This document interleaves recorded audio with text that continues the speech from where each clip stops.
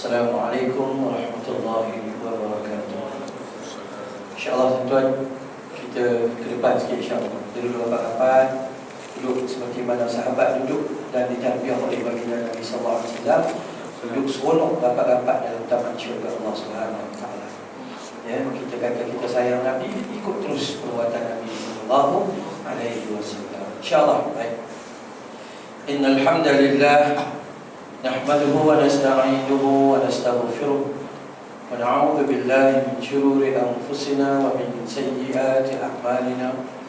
May yahdihillahu fala mudilla lahu wa may yudlil fala hadiya lahu.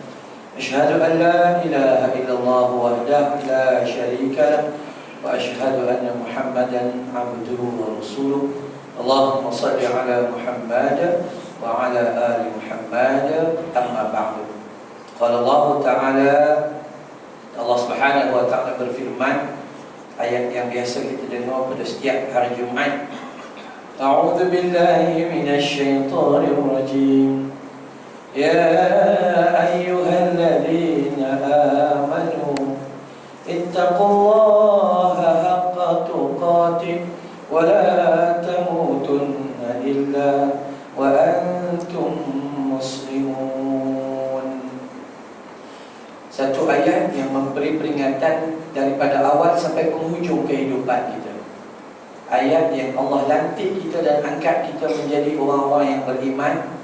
Jangan kita rasa seronok duduk di tangga orang beriman, melainkan kita berjuang untuk jadi orang yang ittaqullah, orang yang bertakwa kepada Allah.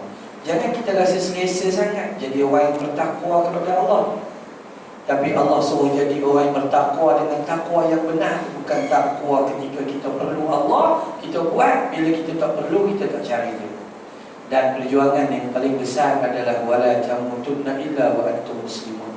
Jangan mati, jangan biarkan kita mati, melainkan kita duduk dalam agama Allah Subhanahu Wa Taala. InsyaAllah, moga-moga kita semua malam ini Allah beri kebaikan di awal kehidupan, dan di hujung hayat nanti Allah hadiahkan kita husnul khatimah, insyaAllah. Baik, malam yang berbahagia ini insyaAllah kita sambung perbahasan dan pengajian kita tentang khusyuk dalam solat. Ya, dalam bab zikir itu kita sudah selesai habislah. Cantik, punya kenikmatan yang sangat banyak. Ada sebahagian masjid malam hari macam ni dia baca surah Yasin. Ya, apa pun kalau ikut sunnah dia tak baca Yasin lah. Dia baca surah Al-Kahfi. Itu lebih utama. Tapi bagaimanapun ni kita kena tambah ilmu, tambah ilmu, tambah ilmu, tak boleh berhenti. Sebab ilmu tu dia tak pernah putus, dan yang putus adalah kita. Jadi kita lah kena berhadapan dengan Allah seandainya kita tak cari ilmu dan kita buat tanpa ilmu. Bismillahirrahmanirrahim. Telah kita bincang bagi pandangan Al-Qardawi, iaitu berhubung dengan dua jenis khusyuk. Dalam solat ada dua jenis khusyuk, yang mana telah kita bincang pada pertemuan yang lepas. Khusyuk yang paling istimewa dan penting adalah khusyuk hati dalam solat. Ya, khusyuk hati. Hati itu bila solat dia tenteram, hati itu bila solat dia tenang, hati itu bila solat dia berhubung terus dengan Allah Subhanahu Wa Taala. Dia tak ingat yang bukan-bukan, terutama duniawi dia itu dia tak ingat. Melainkan kalau ada pun terlintas dalam hati dan kotak fikirannya, bagaimana untuk mendekatkan dirinya dengan Allah Subhanahu Wa Taala. Bukanlah maksudnya solat tu khusyuk tu maksudnya sampai tak sedar apa-apa. Kalau tak sedar tu gila namanya. Ada sembahyang tak sedar. Dia sedar, tapi sedar dia itu membawa dia kepada Allah. Bukan dia sedar nak mikir projek tak siap lagi. Kereta tak tukar lagi. Tadi baru tempah kereta baru, 2 hari lagi keluar, agak-agak besok keluar. Tak sabarlah nunggu dunia.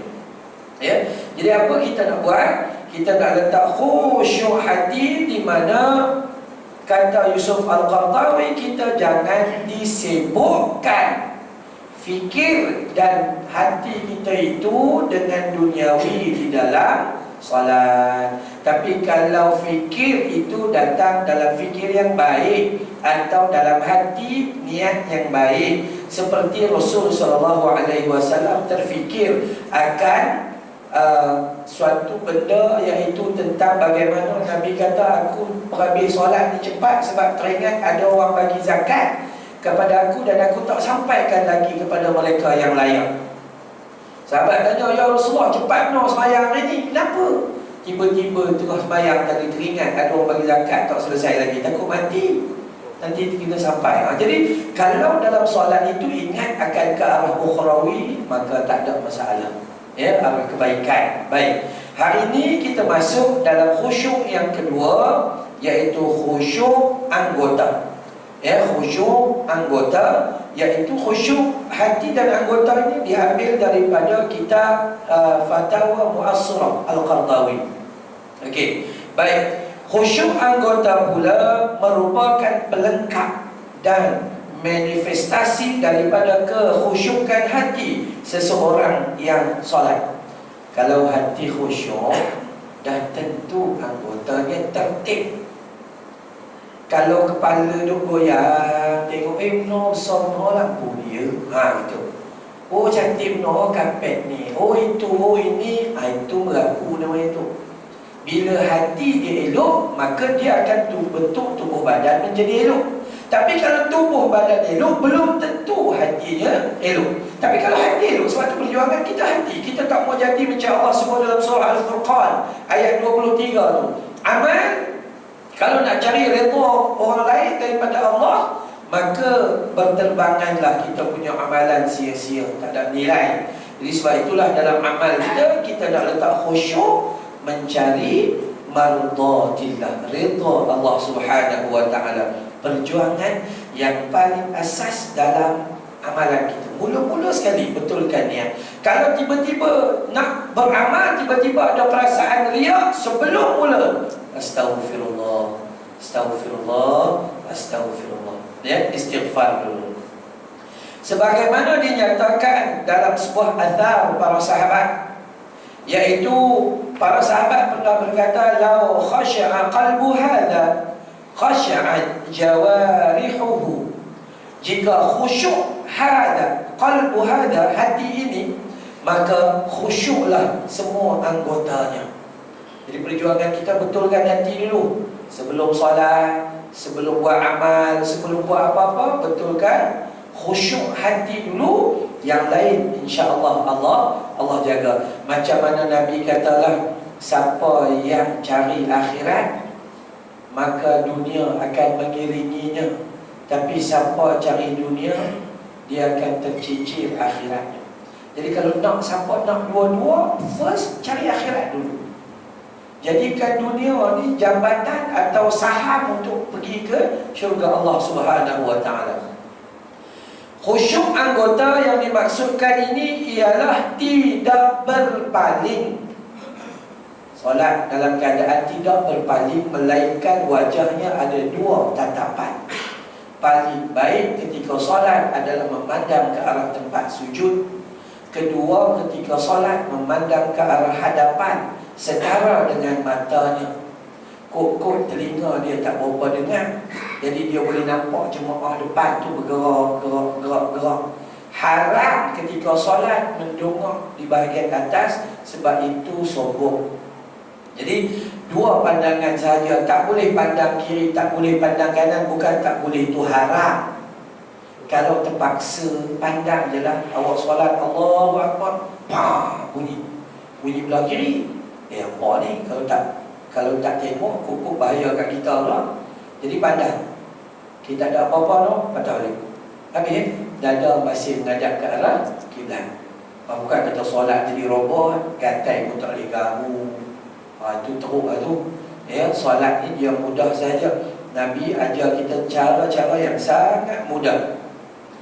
Dan dia tidak bergerak dengan gerakan yang banyak. Sak-sak garu, sak-sak pusing sana. Masa tu lah gatai banyak sekali.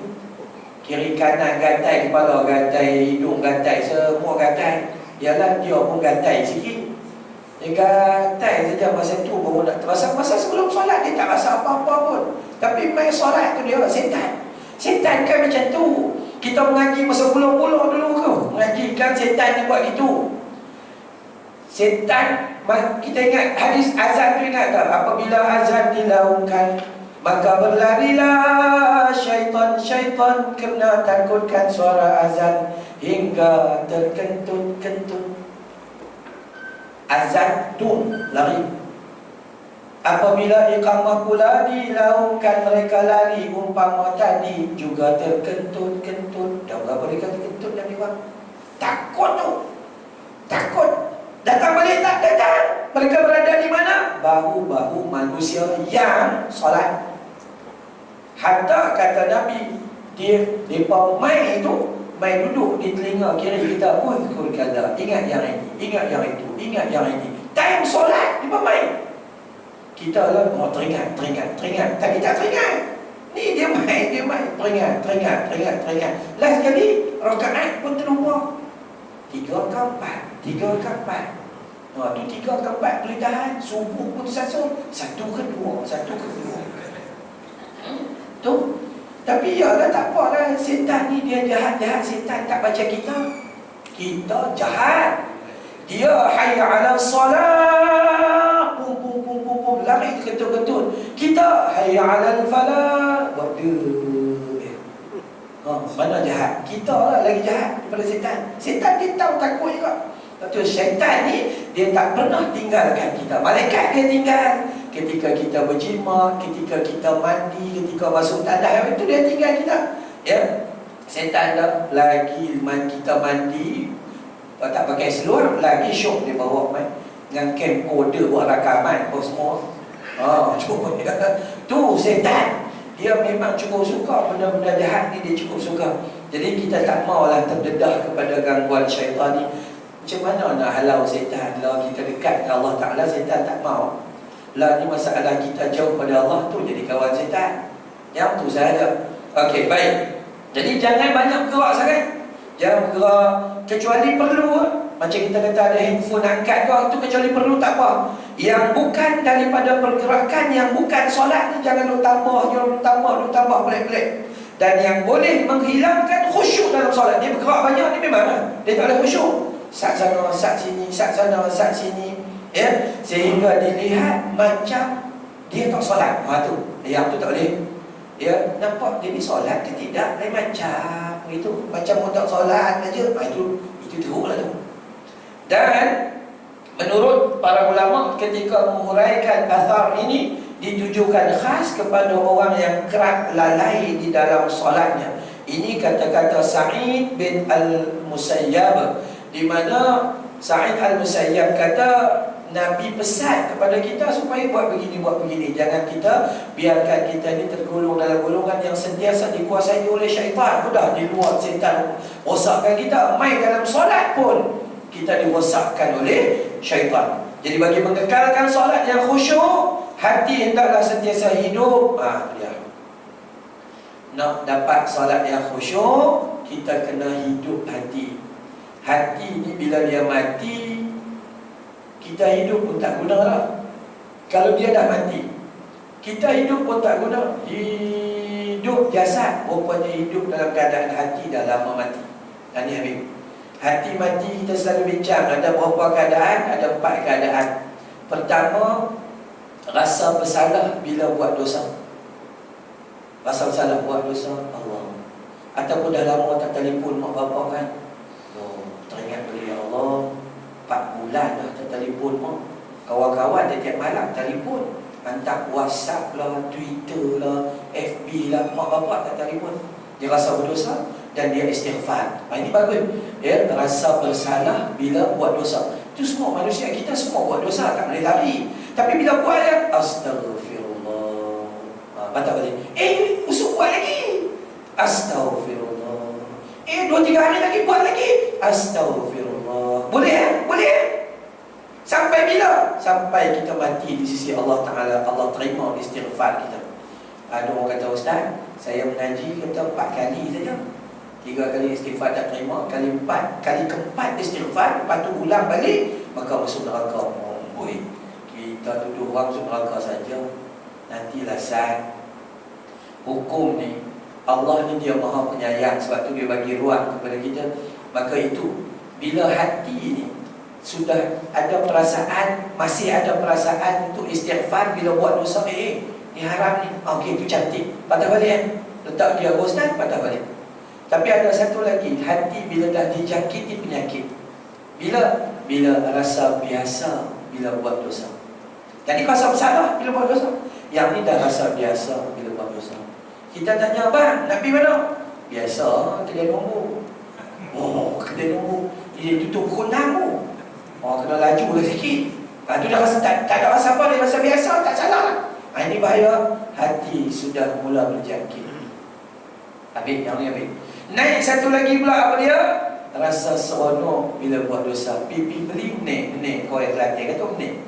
Oh, beli RM3 dapat RM23,000, dapat RM23,000, dapat ni seronok lah. Bila dia rasa seronok bila buat dosa. Ini bahaya. Dan yang paling teruk, dia pula main kat kita, hang nak beli, aku tolong beli. Oh, Tuhan tak ada nombor, aku ada nombor. Hang bagi duit yang RM23, aku tolong beli. Bila inilah yang paling teruk sekali, jadi duta untuk membesar-besarkan dosa. Hati habis. Sebab tu kita biarkan diri kita atau hati kita berada pada tahap yang pertama tu tak apa. Jangan pergi tahap yang kedua, takut karun kan. Buat dosa tak rasa apa-apa, yang tu bahaya. Jadi insya-Allah betulkan hati. Kalau hati bersih, maka amalan di sisi Allah Subhanahu Wa Taala akan jadi baik. Walaupun nak harapkan khusyuk, memang kita tak khusyuk. Sayyidina Ali kena anak panah, tarik anak panah, time solat tak rasa apa-apa. Kita bukan kata anak panah ni nyamuk macam tu pun rasa susah lah nak solat. Dia kacau lah. Yang nyamuk pun time tu pun nak main. Tu kan dia memang dia buat macam tu, dia ajar sikit ya Allah tak bagi kita, bukannya banyak, no, sikitnya, tapi kita kalah. Jadi kesimpulan kepada bab khusyuk ni, khusyuk yang paling kita kena tekan adalah bersihkan hati. Bersihkan hati. Macam mana nak bersihkan hati? Bukan mula main kat masjid baru nak boleh khusyuk, tak. Daripada dalam rumah, corak kehidupan kita itu, makan kita makanan yang halal dan tayyibah, tidak syubhah. Pakaian kita dapat rahmat, rumah tangga kita dapat barakah, keluarga kita itu keluarga yang dirahmati oleh Allah Ta'ala, diri kita itu diri yang disayang oleh Allah. Barulah kita boleh dapat khusyuk di dalam salat. Kalau benda haram tu masuk, macam Nabi tegur seorang pemuda, dia berdoa, ya Allah, ya Allah, ya Allah, tinggi angkat tangan, dalam keadaan baju compang camping, dalam keadaan rambut kusut masai, dalam keadaan tak mandi berdebu-debu. Nabi kata, mana mungkin Allah nak terima doa seorang hamba yang menghadap Allah dalam keadaan kusut masai. Hang ada harta, gunalah kesempatan itu dengan baik. Mana mungkin Allah nak terima seorang satu doa yang datang daripada makanan yang subhah, yang syubhah, yang haram. Tak tahu mana halal yang mana haram. Maka sebab itu, kalau kita nak khusyuk, sebab solat tu doa, solat tu zikrullah, maka kita duk baca, kita duk amal, itu adalah doa kepada Allah Subhanahu Wa Taala. Maka bersihkanlah hati daripada alam kehidupan kita. Lepas tu masa nak main masjid, ikhlaskan kedatangan kita ke masjid, cari redha Allah. Jangan duk kata, ustaz, tak maaf dah ustaz, ya, ini je lah yang ada, harap-harap muka kami je lah orang tak datang, orang lain tak datang, harap kami je lah. Itu nyombong namanya tu. Itu nyombong. Eloklah, syukurlah kita yang ada. Kalau orang tak datang tu biarkanlah. Kita tu kena rasa syukur, insya-Allah. Dan ketika berwuduk, berwuduklah dalam keadaan yang tenang. Nabi ngajar kita nak cari khusyuk ni, wuduk dia dalam keadaan tenang dan damai. Guna air itu cuma satu cupak saja untuk ambil wuduk. Kita satu kolah rasa tak puas hati, sungguh tolak, rasa kita nak terjun tu. Oh, tak puas hati, tak puas hati. Baru punya lama lah. Satu kali wajib, 2 kali sunat, 3 kali kesempurnaan sunat. Yang kita buat sampai 7 kali siapa suruh. Oh, tak berapa selesa, tak berapa selesa. Kita termasuk dalam golongan orang yang melampaui batas. Maka kalau wuduk tak elok, maka macam mana nak datang solat yang khusyuk? Jadi kita kena berhati, insya-Allah. Kemudian masuk rumah Allah Taala, kalau ada ruang buatlah solat tahiyatul masjid. Itu salam untuk Allah. Ni kat rumah Allah. Kita balik rumah kita pun kita bagi salam. Walaupun rumah kita tak ada orang, itu sunnah. Balik ni kita satu keluarga dalam kereta ni turun, Assalamualaikum. Sunnah bagi salam di rumah walaupun tak ada orang. Tapi kalau ada orang jawab, lari. Itu dia. Tiba-tiba memang kita jawab orang tak ada pun, tiba-tiba ada orang jawab, jangan tunggu, lari. Ya. Dia kata, Ustaz, nanti jin jawab tak apa, jin jawab kita tak dengar, malaikat jawab kita tak dengar. Tapi kalau dengar juga, tu kabur kan. Itu jangan tunggu. Kalau tunggu naik. Okey, jadi tu khusyuk ni senang ya. Tapi kita tu kurang berjuang untuk cari khusyuk disebabkan lingkungan kehidupan kita itu agak jauh daripada Allah Subhanahu Wa Taala. Makanan kita makan tidak ikut sunnah Nabi. Kehidupan kita dalam rumah, kita tengok Maharaja Lawak, mana nak khusyuk? Tengok Maharaja Lawak angkat takbir, teringat cerita Maharaja Lawak. Tu. Jadi semua tak boleh khusyuk lah. Tapi insya-Allah kalau kita duk tengok sunnah Nabi SAW, duk tengok Al-Quran, maka Allah bantu kita di dalam mencapai kekhusyukan. Ada hadis, walaupun status hadis tu agak khilaf sikit. Nabi kata untuk mencapai khusyuk, maka lamakan sujud kamu, lamakan rukuk kamu. Nabi sebut bukan lama tau, Nabi sebut panjang. Panjangkan rukuk kamu dan panjangkan sujud kamu. Saya jumpa dekat Masjid Batullah. Saya duduk mengajar juga Masjid Batullah. Tak takut belok masjid tu, Batullah tu. Dia sujud panjang. Turun gitu. Loh. Saya sekali tengok tak apa lagi. 2 kali tengok saya rasa tak boleh ni, kena pergi tanya.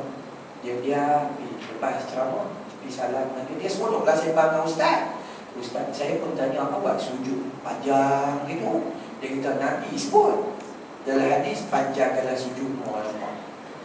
Manusia ni, kalau dia bila duduk dia nampak cerdik, bila dia buat bodoh pun. Nantilah Ustaz, mengajilah bagi habis, insya-Allah. Bukan panjang maksudnya kita panjang macam tu. Ya, panjang maksudnya lama. Lama tu apa? Terutama waktu sujud. Nabi kata lamakan sujud kamu dan banyakkan memohon pada Allah, yakni berdoa. Dalam sujud Allahu Akbar, Allahumma inni zalamtu nafsi faghfirli. Ya Allah, aku zalim pada diriku sendiri, ampunilah aku ya Allah. Allahumma a'inni ala dzikrika wa syukrika wa husni ibadatik. Dia minta macam-macam doa, bagi panjang. Doa tu bagi panjang. Waktu bila? Waktu sujud. Bukan kita baca doa lepas solat tu panjang, bukan. Ada 2 tempat yang kita selalu ulang. Pertama, dalam setiap kali sujud.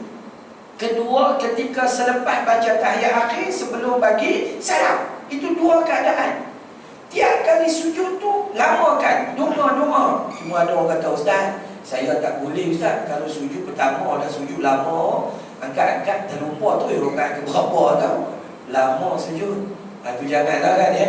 Jadi sebab tu kita simpan sujud yang lama di sujud yang terakhir. Bukanlah sunnah Nabi simpan terakhir, tidak. Tapi disebabkan lemahnya kita boleh simpan untuk doa di penghujung. Itu memang jelas. Nabi kata siapa minta pada Allah, Allah bagi. Siapa minta ampun, Allah ampun.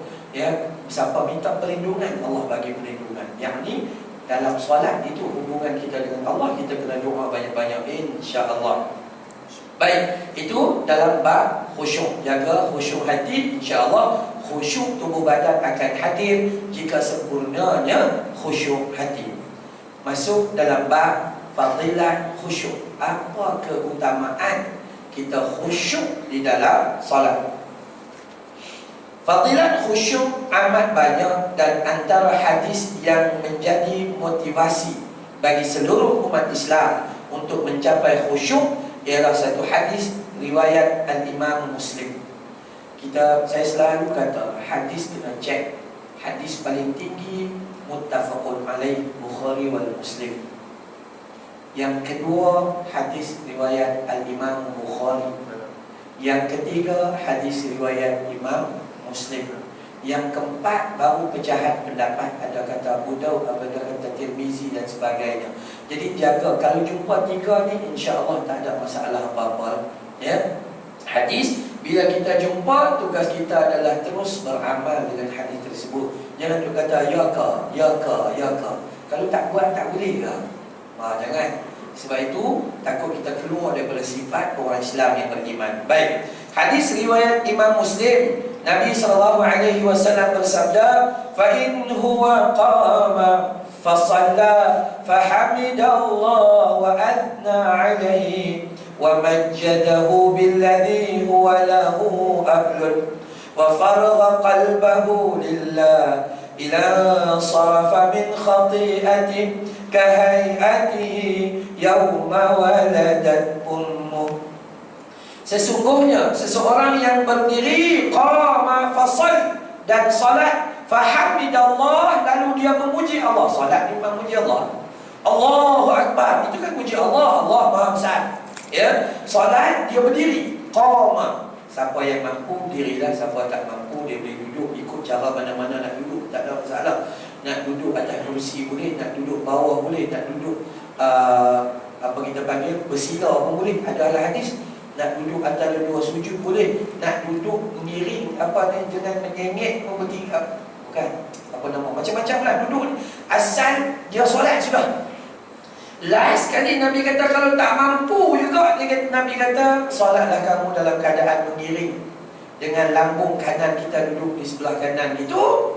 Dan atau satu lagi, dah tak boleh juga, solatlah dalam keadaan terlentang. Terlentang dekat mana yang mampu. Tu solat kena juga solat. Dia kena solat juga.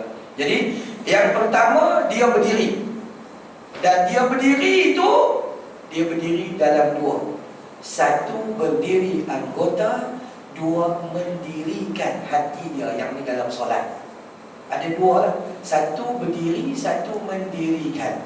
Itu dari sudut bahasa lah bermaksud solat dua keadaan, solat hati dan solat tubuh badan. InsyaAllah. Betulkan niat dulu. Hak tu kita mengaji dalam kitab Riyadhus Shalihin. Hadis pertama sekali Imam Nawawi gariskan innamal a'malu binniyat. Hak tu siapa yang buat nak cari Allah dan Rasul, dia dapat Allah dan Rasul. Siapa yang hijrah nak cari dunia, dia dapat dunia. Siapa hijrah nak cari wanita yang dia nak nikah, dia dapat bini, tapi Allah dan Rasul dia tak dapat. Tu sebab tu bila siapa nak nikah, bukan sebab dia nak nikah bini tu, bukan, tapi sebab dia nak nikah kerana itu tuntutan dalam agama. Kalau tak cukup satu, training tambah lagi satu. Tak cukup dua, tambah lagi tiga, tambah lagi tak apa. Dah, bukan nak kata sungguhnya apa yang bila Allah bagi dalam hukum kita tak boleh kata apa, tetapi sebelum kita buat, kita kena perhati dulu kemampuan di dalam tubuh badan dan ilmu kita itu. Bukan nafkah zahir, tapi nafkah pemikiran, jagaan dan kasih sayang itu yang perlu. Dia salat serta dia memuji Allah Subhanahu wa ta'ala dengan mengingatinya sebanyak-banyak. Bila dia salat, dia tak ada ingatan lain kecuali dia ingat kepada Allah Subhanahu wa ta'ala. Dia tak ingatlah besok corak ketiga, dia tak ingatlah itu dia, kecuali dia ingat kepada Allah, lalu mengagungkannya dengan keagungan yang layak baginya. Allah kan Maha Agung, maka keagungan hanya bagi Allah Subhanahu wa ta'ala, serta mengosongkan hatinya hanya untuk Allah Ta'ala. Hati kita tak mahu ikut benda yang bukan-bukan, kita tak mahu dah. Kecuali orang yang buat semua ni, illa sarafa min khati'atihi, dia ini akan keluar segala macam dosa, kahayatihi, seperti mana yauma waladat ummu, seperti mana dia baru dilahirkan oleh mak dia. Itu dia orang yang sembahyang. Sebab tu kalau kita baca hadis riwayat Imam Muslim, satu hadis Nabi kata solat antara solat 5 waktu tu, Jumaat hingga Jumaat dan Ramadan hingga ke Ramadan, adalah suatu pengampunan yang paling besar sekali. Allah ampun semua dosa selagi kita menjauhi dosa-dosa besar, iaitu ismun kabir. Ya, dosa besar ni banyak hadis yang sebut, ada kata 3, ada 5, ada 7, ada 13. Dan kalau ikut dalam kitab Al-Kabair tulisan Imam Al-Zahabi, dalam kitab Al-Kabair, saya mengajar kitab Al-Kabair di Masjid Ar-Ridwan dulu Kelang. Kitab Al-Kabair, Imam Zahabi kata total berdasarkan Quran dan hadis dosa besar semua sekali ada 70. Ya, ada 70. Jadi kita kena hati-hati. Allah kata, Nabi kata, sesungguhnya orang yang bila dia solat, dia berdiri dengan kemampuan diri dia tu, bukan kerana orang lain. Dia bertakbir, membesarkan, memuji Allah Subhanahu wa ta'ala, ingat hanya pada Allah ketika dalam solatnya, memberi keagungan hanya layak kepada Allah Subhanahu wa ta'ala, mengosongkan hati dan menempatkan Allah di dalam hatinya, maka tidak lain dan tidak bukan, Allah keluarkan dosa daripada tubuh badannya, seperti mana waladat ummuh, ya, itu seperti mana dia dilahirkan semula oleh ibunya. Allahu Akbar. Subhanallah. Ni lepas tadi sembahyang maghrib, lepas sembahyang maghrib kita ni macam baby balik, diampunkan dosa. Ya, inilah kasih dan cinta Allah kepada hamba-Nya. Takut hamba lah tak berapa sayang dengan Allah Ta'ala. Nabi pun macam tu juga, dia cukup sayang dengan kita. Sikit-sikit dia tanya, sikit-sikit dia fikir pasal umat dia, pasal umat dia, pasal semualah. Dengan para sahabat dia ziarah, dengan anak menantu dia ziarah, dia cukup risau. Sehinggalah dalam kitab Syama'il Muhammadiyah Imam Tirmizi ada satu hadis Nabi ni, dia boleh kata sentiasa dahi dia antara kening kanan dengan kening kiri ni sentiasa berkerut sedikit, macam dia berfikir sentiasa. Dia tak mau hidup dalam keadaan senang, seronok itu. Dia ada saja yang dia fikirkan sentiasa. Takut mati secara tiba-tiba, persiapan tidak cukup dan sebagainya. Jadi marilah sama-sama kita betulkan, disebabkan bila orang khusyuk dalam solat, maka dia itu seperti dilahirkan semula oleh ibunya. Itulah kemurnian yang ada di dalam Islam. Hadis riwayat Al-Imam Muslim. Satu hadis lagi sabda Nabi sallallahu alaihi wasallam, "Innar rajula la yansarifu wa ma kutiba lahu illa ushru salati tus'uha thumunuha subu'uha sudusuha khumusuha rubu'uha thuluthuha nisfuha." Hadis ini hadis riwayat Abu Dawud An-Nasa'i, Ibnu Hibban dan Al-Hafiz Al-Iraqi mengatakan ianya sahih, disebut dalam kitab Faidul Qadir. Hadisnya sahih. Kita mengaji kena bagi tahu sampai macam tu. Jangan duk kata ni patu hadis tak sebut, ayat Quran tak sebut, ijma' ulama tak sebut, kitab mana tak sebut, dia main cerita dan sekali kita nak merapu itu saja. Ya, jadi sebab tu kita kena bagi tahu sungguh. Macam saya bagi tahu tuan-tuan, saya kena tanggungjawab di akhirat esok. Tu hadis sahih tu kena tanggungjawab, tu yang risau. Jadi bila tuan-tuan rasa macam curiga sikit tu yang kat tangan, "Ustaz, hadis mana Ustaz?" Tanya. Ya, tanya terus biar saya meluat pun tak apa. Sebab itu memberi peringatan kepada saya. Kan disebut oleh Sayyidina Abu Bakar pada para sahabat, kalau aku menyimpang serta menyimpang, tolong bawa aku dan perangi aku sehingga aku kembali ke jalan Allah Subhanahu wa ta'ala. Ya, kita sama-sama kalau ada kasih sayang, kita tegur-menegur di antara satu sama lain. Ni masalah masa orang buka soalan tak mau tanya. Ustaz dah balik lah, dia buat majlis fatwa sendiri. Oh tu, bincang-bincang, oi ustaz tu. Yang buat majlis fatwa tu pun baca kitab pun tak pernah. Juru bincang. Orang dah buka tu soalan, dia tak mau tanya orang. Lepas tu kita dengar perempuan dulu merampung itu, tanyalah. Buat dosa macam tu, masalah ilmu ni. Dia sebenarnya ada orang kata, "Ustaz, macam mana ni kami nak jemput orang main ceramah? Jadi kami nak jemput siapa?" Saya pesan satu teknik nak jemput orang. Jangan tengok siapa yang nak ceramah. Jangan tengok siapa yang nak cakap, tapi dengar apa yang dia nak cakap. Itu saja. Yang kalau main serbat 3-4 lapis sampai tu dia nala leket pun, kalau dia main subuh dengan adik-adik pada semua nak buat apa? Tu kan Jadi kita tu takut dalam hal ini. Apa kata Nabi SAW? Nabi kata seseorang yang selesai selepas daripada solatnya, dituliskan baginya 1/10 daripada solatnya, 1/10 atau 1/9 atau 1/8, 1/7, 1/6, 1/5, 1/4, 1/3 dan 1/2. Ada ditulis itu. Hadis riwayat yang cukup sahih. Al-Iraqi kata hadis ini sahih dari sudut matan dan perawinya. Maka maksud hadis ini macam mana? Maksudnya orang yang sembahyang ni dia terbahagi macam keadaan. Ada orang sembahyang dapat 1 saja. Nasib baiklah dapat 1. Kalau dapat 0, apa nak dapat? Sebab tu kita dituntut sembahyang jemaah. Kalau sembahyang sendiri kan dapat 1. Allahu Akbar tak betul, potong suku.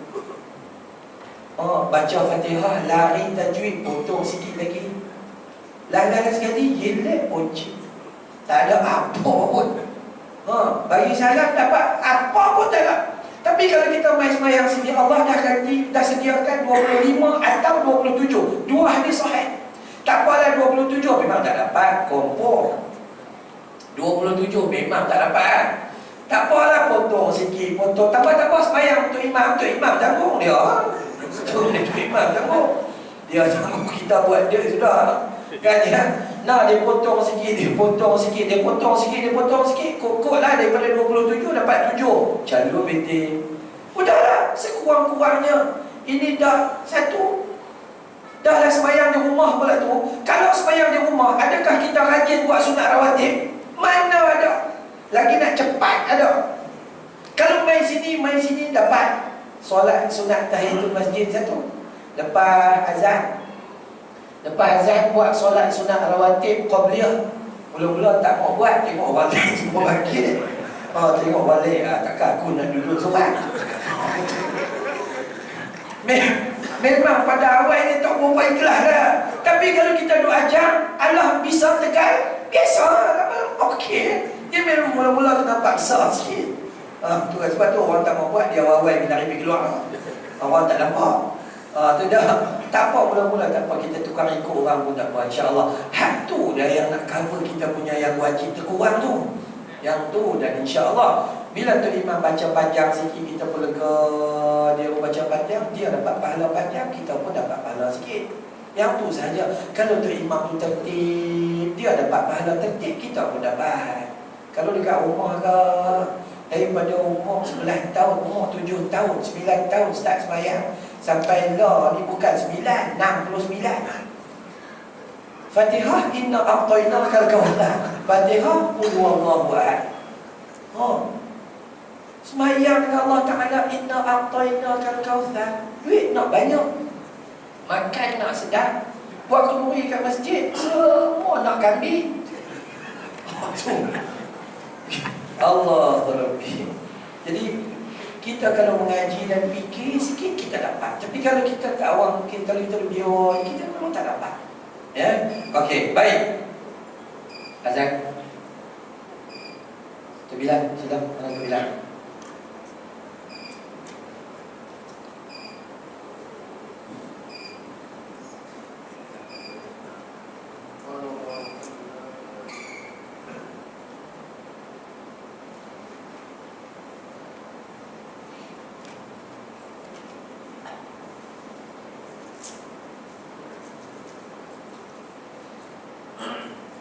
الله أكبر الله أكبر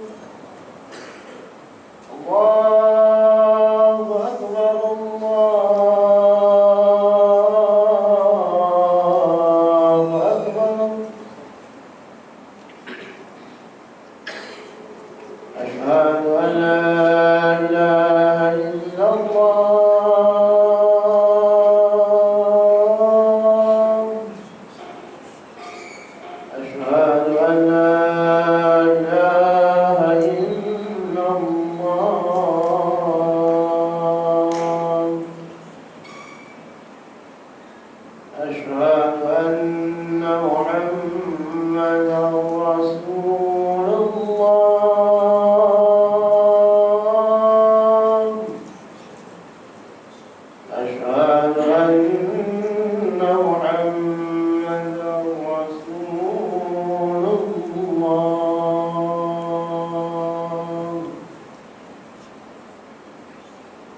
حي على الصلاة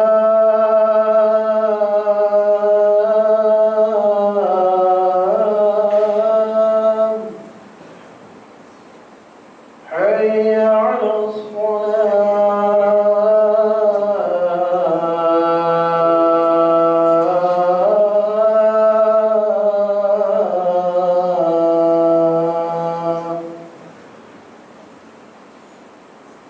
حي على الفلاح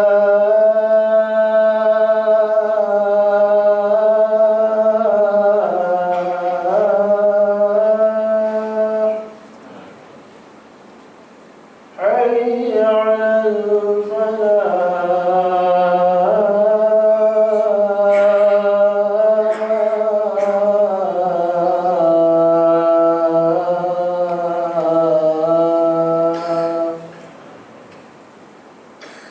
الله أكبر الله أكبر لا إله إلا الله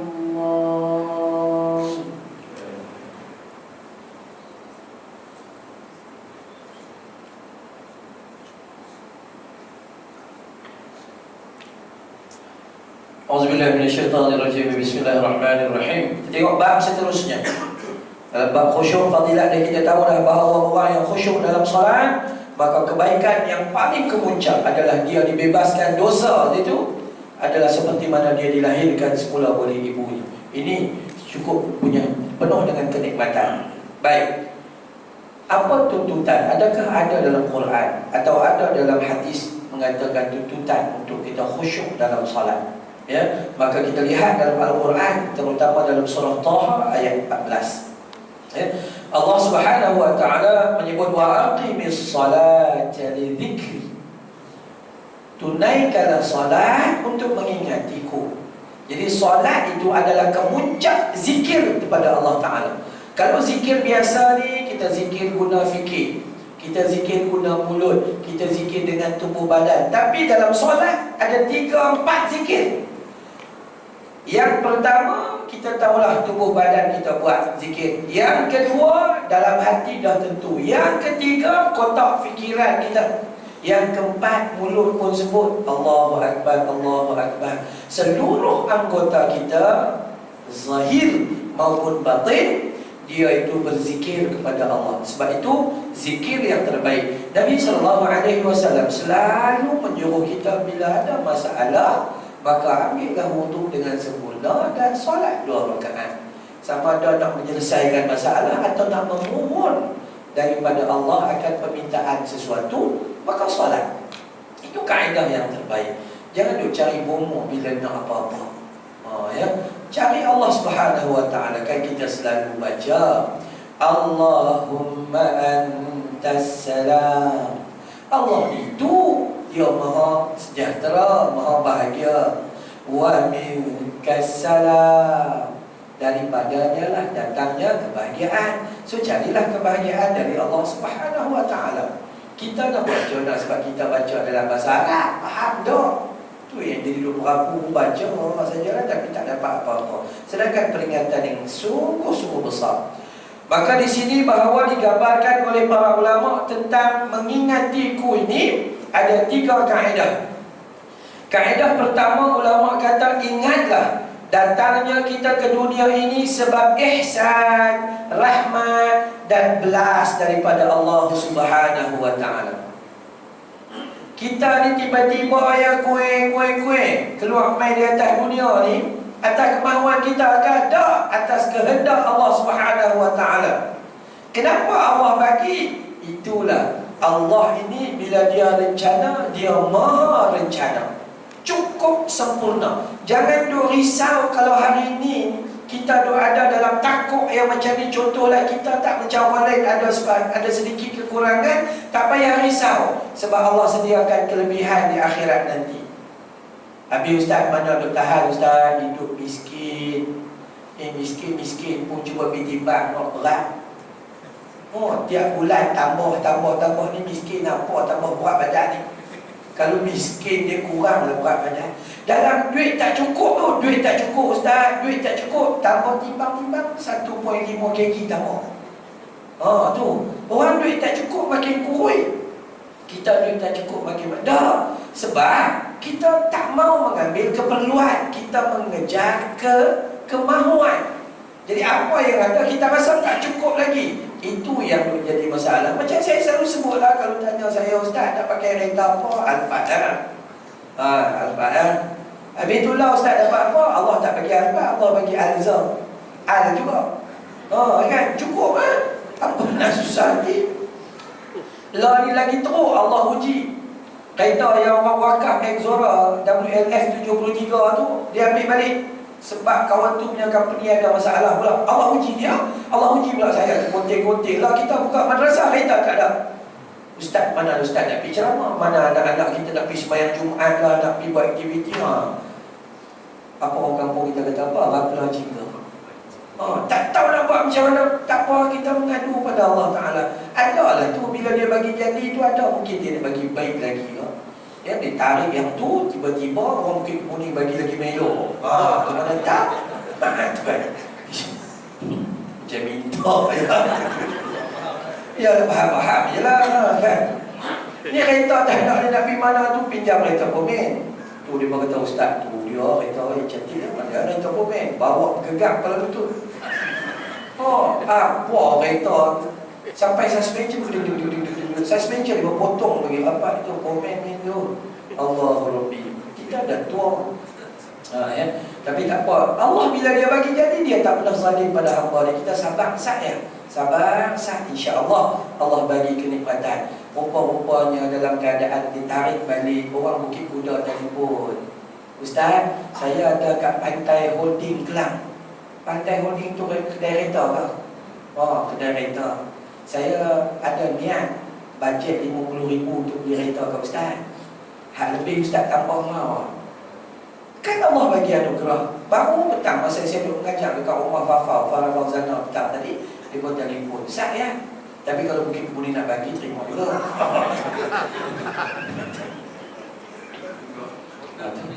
Anggota Kemuning, anggota Kemuning tu. Jadi sebab tu bila kita apa sahaja yang Allah bagi, kita kena ingat bahawa setiap pemberian Allah itu maha hebat. Maha hebat dia untuk kita. Belas kasihan Allah. Justru peluang dan ruang yang dianugerahkan ini wajib disyukuri melalui solat. Jadi kita nak balas jasa Allah Ta'ala, nak jadi hamba yang taat, time solat kita kena khusyuk sungguh-sungguh. Kita kena bagi penyembahan yang total kepada Allah Subhanahu Wa Ta'ala, bagi persembahan yang cukup sempurna. Dan kemuncak bagi mensyukuri nikmat ini adalah dengan menuruti arahan dan menjauhi larangannya. Mula-mula kita nak syukur solat. Dan inna salata tanha 'anil fahsya' wal munkar. Solat dia dapat cegah perbuatan keji dan munkar. Dah solong kita. Okey. Jadi pertama, bila Allah kata wa aqimis salata lidzikri, ingat kepada Allah itu dengan solat. Yang pertama, ingat bila Allah bagi kehidupan kita di atas muka bumi, maka kita kena guna kesempatan, ruang dan peluang ini. Dalam kitab Mahasinul Islam, saya mengajar di Putrajaya kuliah zuhur. Putrajaya itu boleh kita setiap hari ada kuliah zuhur di jabatan. Kitab Mahasinul Islam, kalau kita belajar dalam bab akidah tu, kita ni senang saja. Islam ni dari Allah, dan kita kena bawa benda yang Allah bagi tu untuk Allah, datang dari Allah, dan buat semua untuk Allah. Jangan lari daripada yang itu. InsyaAllah kita akan menang dalam perjuangan kita. Yang kedua, peringatan lahirnya kita ke dunia ini dengan tugas dan tanggungjawab. Dah selesai tadi baca ayat Quran dekat section 8. Dia kata, ustaz, Kamila ni berat ustaz, orang perempuan ni. Kamila ni berat ustaz, itu kami, ini kami, itu kami, ini kami, semua kami kena buat. Orang lelaki lah beban kurang sikit lah. Dia berkat pergi kerja, lepas tu balik. Pergi kerja, balik. Yang tu je mesyuarat PIBG, kami yang pergi. Kan? Pergi pasar, kami yang pergi. masak kami, ya semua kami. Jadi orang lelaki kurang sikit buat macam mana? Saya kata senang ya. Yang hampa dah buat apa? Itu saja. Itu kan tanggungjawab suami. Bagi suami buat. Jadi bila isteri dah mula buat, suami take for granted. Tak payah dia tahu buat dah. Sebab itu kita tengok dekat hospital. Saya duduk pergi ceramah hospital Selayang, hospital Kuala Lumpur, hospital HKL, IJN, apa yang tepi highway tu apa, Sungai Buloh. Kita dengan Kementerian Kesihatan ni selalu. Dan kita dapati, kita tengok orang perempuan, nisbah orang gila baru dalam Malaysia setiap hari ada 7 orang. Setiap hari ada 7 orang gila baru. Ada yang dia gila tu masuk hospital, berantai, lepas 3 bulan dia baik balik pergi. Lepas tu dia pergi balik 2 minggu lah. Ada yang gila tak baik-baik, hantar pergi tampoi. Nisbah dia apa? Nisbah dia 1 lelaki, 6 perempuan. Tu rupanya orang gila paling ramai lah orang perempuan. Sebab apa? Rupanya bebanan tugas atas orang perempuan hari ini terlalu berat. Semua dia ambil tugas suami dia. Buat keputusan, semua dia dah buat keputusan. Nak balik kampung dia dah buat keputusan. Beli kereta kalau apa pun dia dah buat keputusan. Rumah cat kalau apa dia ambil berat. Nak pergi pasar raya, tolak lagi suruh lelaki tolak. Dia yang lain semua dia nak beli. Akhirnya bebanan tak? Bebanan. Buat kenduri kahwin pun pakaian dia nak tentukan, makan dia nak tentukan, catering dia nak tentukan, baju yang apa ni, baju kan ada ahli keluarga dia buat baju boria tu kan, baju boria tu pun dia nak tentukan semua. Sampai DJ mana nak panggil pun dia nak tentukan. Akhirnya dia sakit jiwa, bebannya dia besar. Lelaki kata ikut suka. Lelaki rasa lega. Dah bagi divide tugas tu dengan sempurna. Saya daripada dulu saya pesan, sebab saya anak murid perempuan ramai beribu-ribu. Anak murid perempuan ni bagus juga, anak murid perempuan ni. Sebab mereka selalu cerita benda-benda yang kita boleh memperbaiki diri orang lelaki. Orang lelaki kadang-kadang tak sedar diri. Itu sisi. Jadi apa bagi tahu tu baru kita tahu. Kan ni dalam kitab Ihya Al-Ghazali kata, kita ni kalau nak belajar memperbetul diri, dengarlah kata musuh kita. Suami nak pergi jadi baik, tanya bini. Eloklah. InsyaAllah bini nak jadi baik, tanya, bang, apa pendapat awak tentang saya? Kena. Masa tanya ya, kena. Okay. Jadi cerita kita sangat-sangat mudah. Tolong jangan bebankan diri. Kita ni Allah bagi tanggungjawab yang lebih kurang. Tak payah susah-susah hati. Tak payah, kita serahkan tugas, insya-Allah moga-moga kita dapat kebaikan. Jadi kita ada tanggungjawab tak? Ada.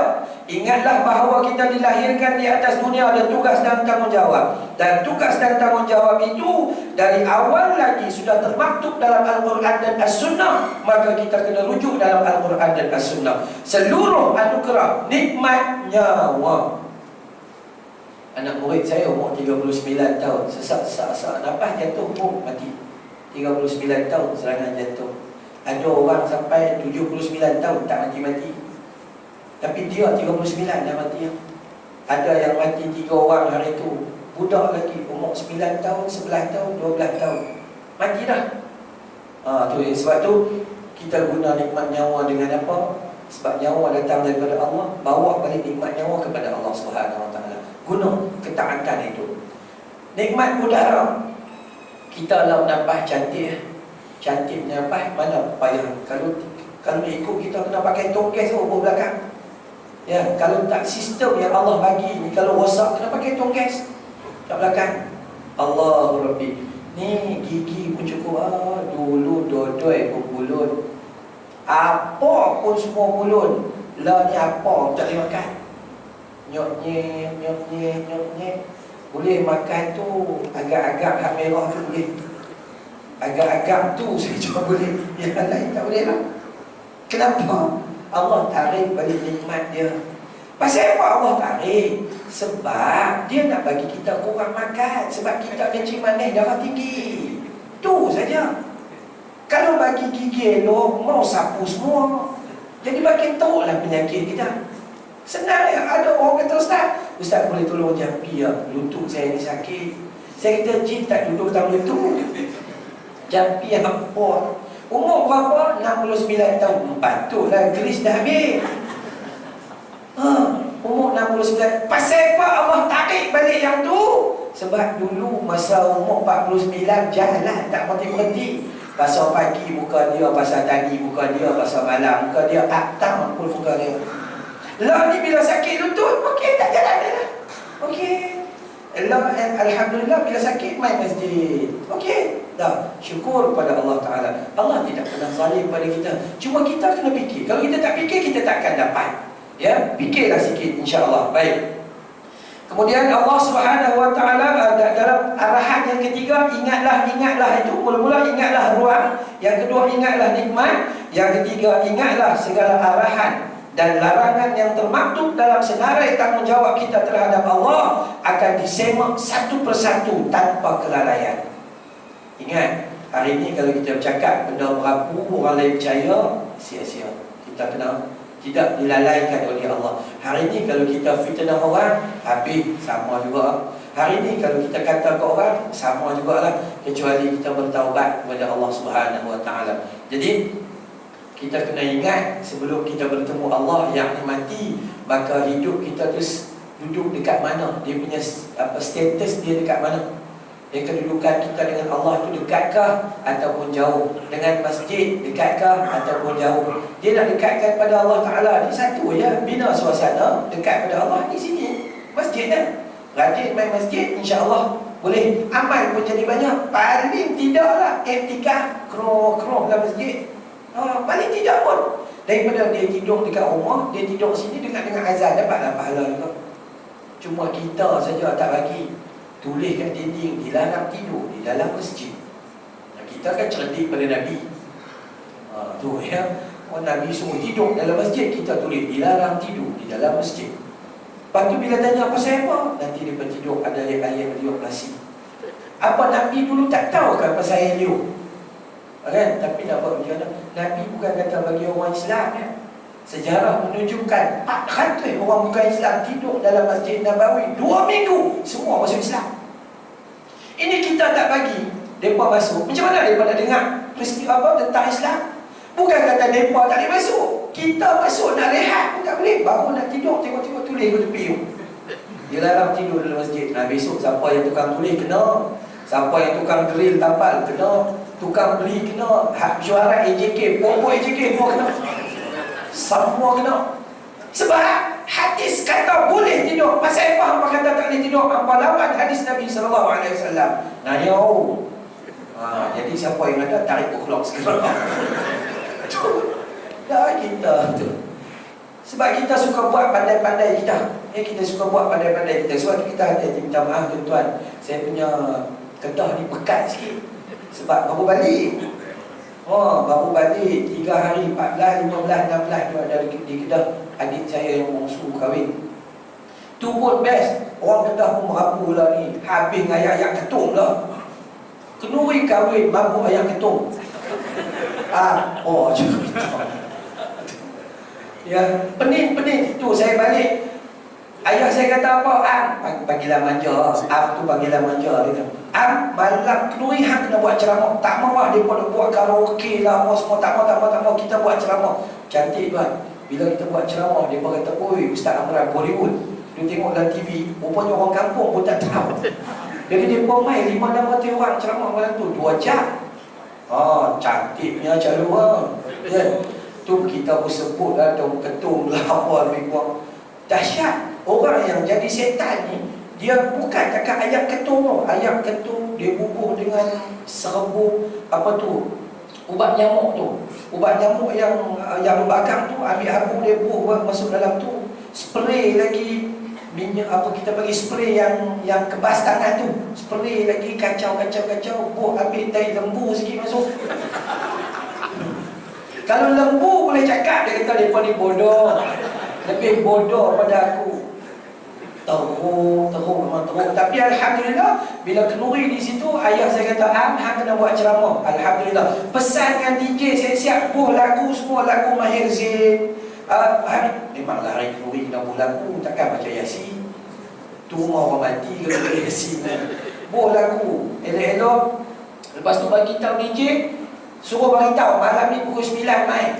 Oh, pakat mai dia buat ceramah. Itu bagi. Ya, tapi nak buat macam mana, banyak tempat lagi yang besar. Jadi kita ni siapa-siapa yang orang belah utara, support ustaz-ustaz bagi daripada sini. Orang sana suka ustaz daripada belah sini, daripada Selangor. Mereka kata penyanyi hebat-hebat. Pergi belah sana, mereka cukup suka. Ya, saya insya-Allah bulan depan ada turun lagi 11, 12, 13 saya dekat Tanyalah Ustaz di sini di Seri Pentas. Lepas tu 23, 24, 25 saya di Kedah, Tanyalah Ustaz di Sungai Petani. Lepas tu ada forum dengan Ustaz Duka. Saya kesian dia panggil dia Duka. Datuk Ustaz Kazim Umar tu panggil jangan panggil Duka, kesian dia. Okay. Datuk tu ada diskusi ilmu dengan Ustaz Kazim pada 25 hari bulan. Di 25 hari bulan tu. Jadi kita balik dah, ada can kita balik, ada can balik. Ni Ustaz Tarmizi baru telefon dalam perjalanan. Ustaz Tarmizi Halaqah jemput forum pula di Kuala Terengganu, kampung dia. Mana ada ruang kita pergi orang suka. Ya, jangan duk risau sangat. Ada orang kata lah ni ustaz-ustaz selebriti lah duk nyanyi apa semua ni itu ini ya. Dia komen rata-rata dan dia tak aktif nyanyi lah. Itu yang kata orang. Apa komen rata-rata. Jangan duk dengki. Kita tengok pandang hak baik kita dapat baik. Tapi kalau pandang nampak buruk, maka kita dapat buruk sampai bila-bila. Itu saja cerita dia. Maka kebaikan tu kita buatlah perlahan-lahan, insya-Allah. Okey. Baik. Kita dalam hal ini maka dikatakan bahawa